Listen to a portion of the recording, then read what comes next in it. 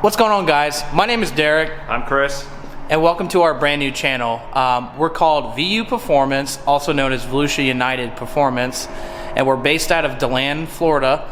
And we work on everything performance is based on like Coyote cars, Camaros, LS boaters, swaps, everything like that. So I've been in the automotive industry for quite some time now, probably I'd say 10 to 15 years, and Chris as well too.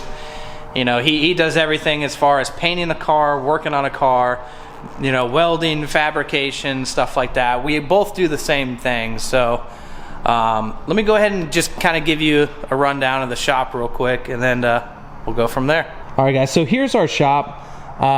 We just got the shop here about a week ago, I want to say. It's still in progress. We had to paint all the floors, paint the wall and stuff like that just to make it look nice on camera. But we are getting 2 lifts in the shop here in the next week, and they're both going to be bend pack lifts, so we can start really working on some cars and getting it all done. But you know, it's a pretty decent size. You know, we got one shop door that I just walked back from, and got another one right here. So this is where the other lift is going to be going, right here. And yeah, so this is another YouTube car right here. It's actually pretty famous, from the channel Mustang Lifestyle. This is a Bullet, and it's currently got a really sick wrap on it right now. We're going to be doing a build on it, doing a Texas 4.6 block with a single turbo, so it should make in the neighborhood of about 1,000 horsepower. So if you know anything about 2 valves, you know that's some serious power. It's getting built by Modular Head Shop right now. Full build, you know, crank, rods, pistons, Cobra crank, I'm sorry, and built head, CNC port. So it's gonna be a pretty baller build on the channel right here too. And Chris, you know, does some pretty cool painting, and we painted this bike right here. It's got 55 grams of metal flake in it. I don't know if it can really do justice on camera, but it looks pretty sick. So yeah, it looks really sick. And then wrap the old seat in gator skin. That looks pretty sick. So few cars working right now, and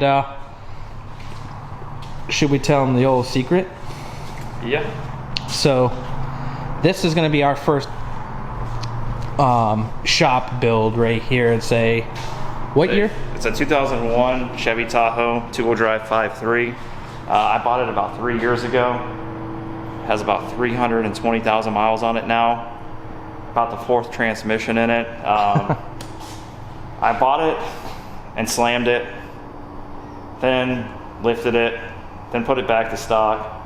Same motor, original, 320,000 miles. And I got it with the intentions of doing like a boosted budget LS swap.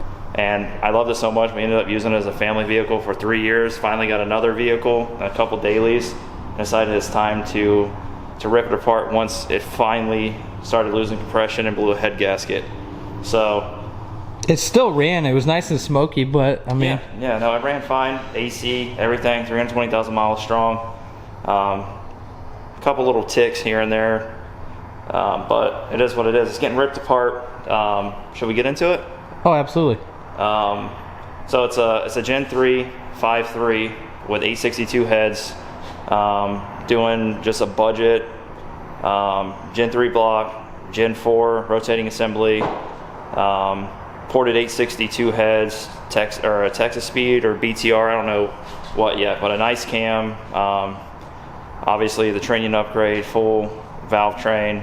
I already bought a 4L80 for it and all the conversion components for it. And turbo's right behind you. We have a VSR 9688 T4 billet ball bearing. Picked it up used at a very good price. It was on my buddy's truck, or a buddy of a buddy's truck. I believe it was a 9-second or so Silverado. I made about 3 passes on that. He went to a bigger turbo. So I don't know. I talked to a couple tuners, got an idea of the build, and hoping to put probably about 850 to the ground once it's all back together. Like I said, nothing crazy, just Gen 3 block, Gen 4 rotating assembly, gap rings, nice set of heads, cam, turbo, and see what it does. So we'll see. Yeah. So the first thing is we gotta yank the motor out and start building it, and we've already done that.